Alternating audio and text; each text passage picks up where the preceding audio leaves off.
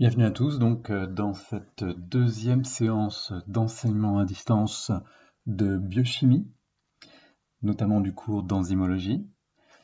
Nous allons parler essentiellement de d'effecteurs et de conditions aussi.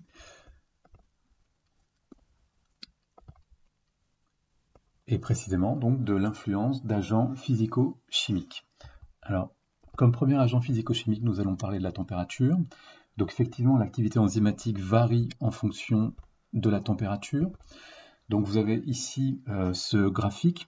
Alors, quand on regarde la vitesse initiale, toujours regarder les axes, la vitesse initiale de l'activité enzymatique en fonction de la température, qu'est-ce que l'on observe?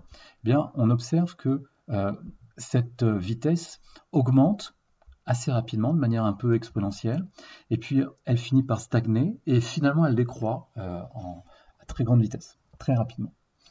L'optimum se trouve à une température, qu'on appellera température optimale, et la décroissance de vitesse, la chute de vitesse, tombe à une température qu'on appellera température critique. Et au final, cette courbe décrit deux événements. En réalité, elle décrit une première courbe qui est cette courbe verte, qui pourrait continuer un petit peu plus, mais qui ne continue pas du tout. Elle se nomme la courbe d'activation et elle évolue selon la loi d'Arrhenius, qui décrit en réalité l'énergie d'activation dont a besoin l'enzyme pour fonctionner, en fonction de la température. Et plus la température augmente, plus l'énergie d'activation nécessaire à la catalyse va diminuer, et donc plus la vitesse va augmenter.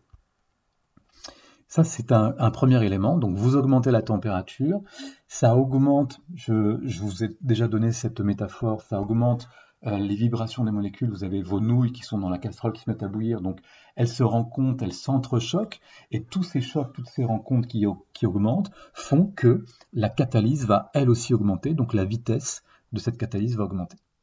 Ça, c'est la première étape. Deuxième étape, eh bien, ce qui se passe, c'est que en réalité, les protéines vont subir la température au-delà d'une température critique. Les protéines vont tellement vibrer que les liaisons hydrogènes, par exemple, vont se rompre, et donc toutes les structures secondaires et les structures tertiaires de nos protéines vont s'effondrer. On va perdre la structure tridimensionnelle de la protéine, donc on perd tout simplement l'activité enzymatique. Et c'est ce que l'on observe ici, c'est à force de vibrer par la température, eh bien, on a une perte des structures secondaires et tertiaires, et il n'y a plus d'activité enzymatique possible. Donc c'est une courbe ici de dénaturation. Alors ici, il n'y a pas d'évolution parce que on est dans une température acceptable pour la protéine, et puis au bout d'un moment, l'enzyme, elle perd toute son activité. Donc voilà ce qui était important de comprendre avec la température. Donc ce qu'il faut comprendre, c'est que les enzymes ont des températures optimales. Chaque enzyme a une température optimale de fonctionnement. Il existe des micro-organismes qui vivent dans des zones très froides et qui auront une température optimale très basse. Et il existe des micro-organismes qui ont des environnements très chauds et qui auront par conséquent des températures optimales d'activité enzymatique très élevées. Parlons à présent de la variation de pH. Alors, qu'est-ce qu'on entend par variation de pH? Qu'est-ce que ça va induire sur l'activité enzymatique? Eh bien, cela va induire des modifications des degrés d'ionisation. Ce qu'on appelle le degré d'ionisation, c'est comment sont chargés les résidus d'acides aminés dans les protéines.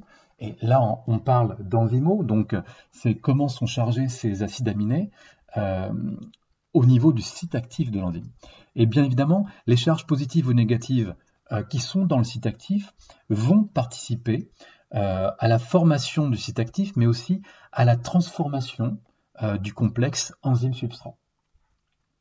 Et donc c'est en cela que le pH va agir sur l'activité enzymatique. Donc ça peut affecter la conformation spatiale de l'enzyme, et c'est pourquoi il est primordial, si vous voulez avoir une conformation fonctionnelle, il est primordial d'être au bon pH de l'enzyme, d'être à son pH optimal. D'où la nécessité d'utiliser des tampons, et c'est pourquoi en travaux pratiques, on a l'obligation d'être en milieu tamponné. Donc cette figure nous le montre, effectivement, vous avez les vitesses des enzymes en fonction du pH, avec 3 enzymes ici.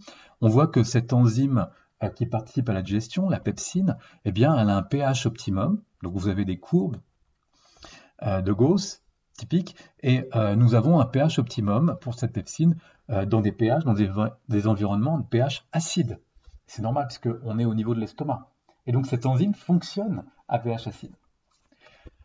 À l'inverse, vous avez la salive dans votre bouche qui, elle, l'amylase, commence à dégrader l'amidon quand vous mangez de la mie de pain, par exemple. Eh bien, elle fonctionne avec un optimum à pH neutre. Et puis, d'autres enzymes, elles, préfèrent des pH qui sont plutôt basiques. C'est le cas de la trypsine, qui est une enzyme plutôt intestinale. Autre exemple. Ici, donc on est toujours sur l'activité enzymatique, deux enzymes en fonction du pH. Vous avez le lysozyme qui, lui, bizarrement, eh bien, a un éventail très large. D'accord ? Son profil pH métrique est très très large, c'est-à-dire qu'il fonctionne à de nombreux pH, donc de acide à basique, on va dire, avec bien évidemment un optimum à un pH neutre. Et cette enzyme, le lysozyme, j'espère que vous le connaissez, c'est un enzyme qui dégrade le peptidoglycane des bactéries, des bactéries Gram+. Donc c'est une enzyme très importante et on le retrouve dans tous nos liquides, par exemple notre salive, mais aussi dans nos larmes. Et donc il est capable de fonctionner à différents pH. Et puis là, une enzyme assez particulière, on aura l'occasion d'en reparler un petit peu plus tard, l'acétylcholinestérase. Alors on a déjà parlé de l'acétylcholine lorsqu'on a fait un TD sur les acides aminés, pour décrire justement des acides aminés qui s'assemblent ou qui se transforment pour former des molécules qui ont un rôle actif biologique. Donc l'acétylcholine, c'est quoi? C'est un neuromédiateur. Et l'acétylcholinestérase, eh bien, c'est une enzyme qui va hydrolyser, dégrader le neuromédiateur. Donc elle joue un rôle très important. Et qu'est-ce que l'on voit au niveau de l'activité de cette enzyme par rapport au pH? Eh bien, c'est qu'elle n'agit pas à pH acide. Progressivement, son activité augmente lorsqu'on atteint un pH neutre. Et puis, bizarrement, eh bien, son activité va perdurer. À partir d'un pH neutre, elle va perdurer, c'est-à-dire qu'on n'observe pas de décroissance. Donc, il existe des enzymes qui ont ce type de profil d'activité en fonction de ce pH. C'est le cas en tout cas de l'acétylcholinestérase. Donc, je vous parlais de pH optimum. On va parler plus en détail pour vous expliquer comment agit le pH sur les activités enzymatiques. On va parler plus en détail de cette enzyme qui est la RNase. Alors, que veut dire RNase? J'espère que vous reconnaissez RNA. RNA veut dire ARN. ARN, c'est le cousin de l'ADN. Hein. Cette molécule d'ARN qui transporte l'information génétique. Et je vous rappelle que dans l'ordre, on a d'abord l'ADN, le gène, qui code un ARN messager, généralement, qui lui-même code ensuite pour une protéine, lors de la traduction. Donc il y a des enzymes qui dégradent les ARN. Ce sont des RNases. Et elles ont un pH optimum. Alors on va voir comment ça fonctionne. Alors vous avez ici une représentation de cette figure. Ici on est dans le site actif de la RNase. Cette espèce de paroi ici, c'est pour signifier qu'on est dans le site actif.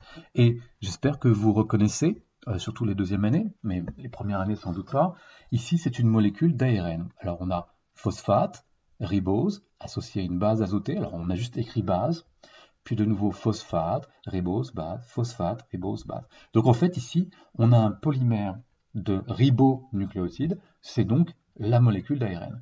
Et cette molécule d'ARN se retrouve dans le site actif de l'enzyme de la RNase. D'accord? Et particulièrement, il y a dans ce site actif 3 résidus qui sont importants, qui vont venir coincer l'ARN. Ils vont reconnaître l'ARN et ils vont induire la rupture de cette molécule d'ARN à un endroit bien précis.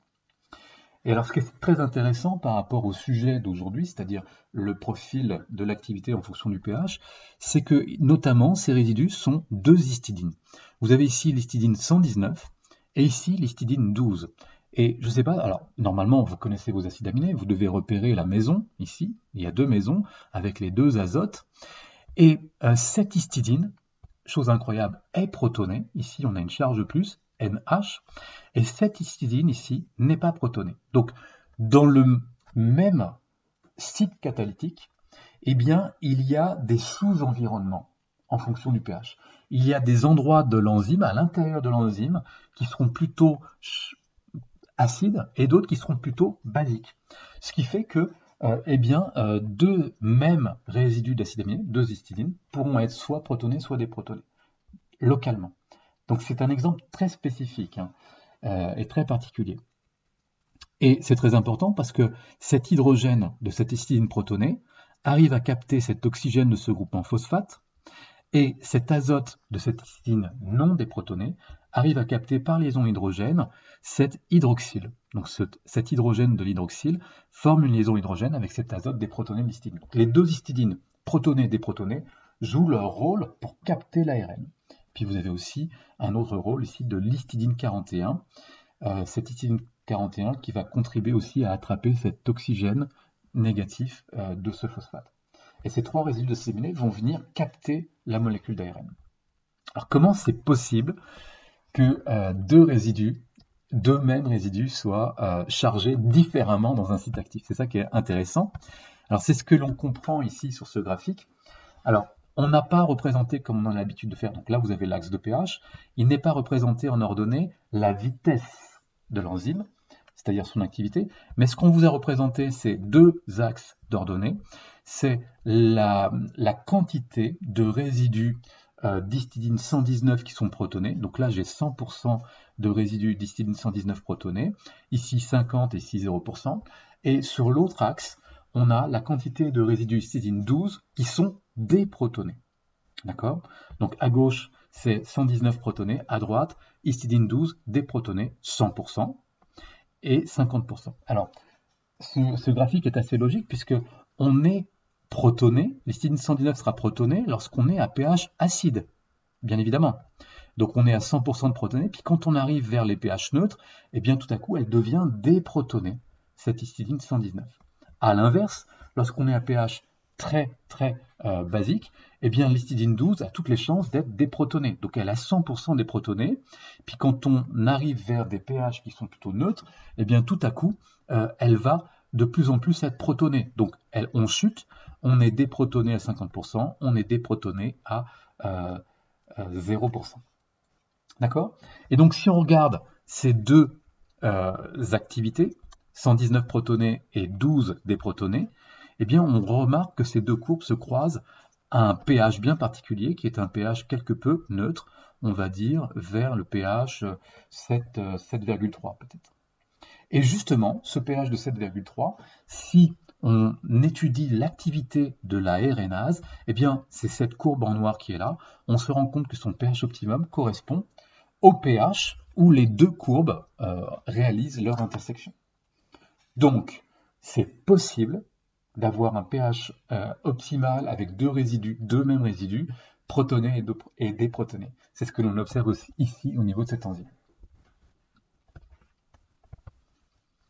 Voilà, donc c'était tout ce que je voulais vous dire sur ces influences d'agents physico-chimiques. D'un côté, la température, avec première étape, activation, puis dénaturation, et de l'autre côté, la variation du pH qui modifie le degré d'ionisation des acides aminés, donc des sites actifs, et qui induit donc des pH optimum, avec ce cas particulier où on observe un même résidu qui peut être à la fois protoné et déprotoné localement.